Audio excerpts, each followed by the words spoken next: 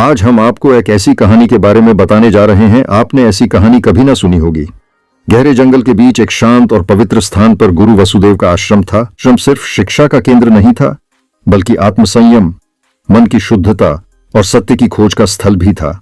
गुरु वसुदेव का मानना था कि जीवन का असली अर्थ किताबों में नहीं, बल्कि जीवन की कठिन परिस्थितियों से गुजरते हुए प्राप्त किया जा सकता है।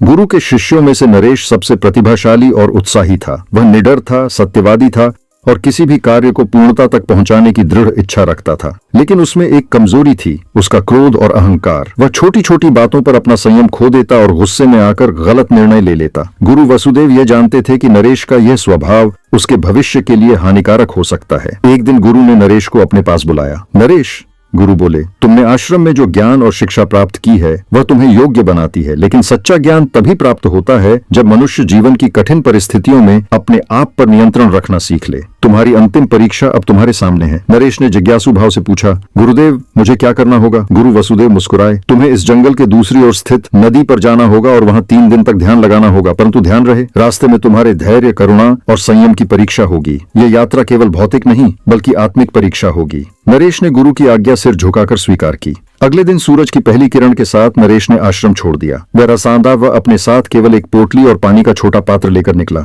जंगल घना था, रास्ता कठिन और अज्ञात, लेकिन नरेश के कदम आत्मविश्वास से भरे थे। कुछ दूर चलने के बाद उसे एक घायल शेर दिखाई दिया। शेर कराह रहा था और उसकी आंखों में पीड़ा झलक रही। नरेश के मन में पहले भय आया, लेकिन उसने अपनी आत्मा की आवाज सुनी। वह पास गया और शेर के पास बैठकर उसकी चोटों को देखा। उसने पास के पेड़ों से पत्ते और औषधीय जड़ी बूटियां इकट्ठा की और शेर की चोट पर पट्टी बांध दी।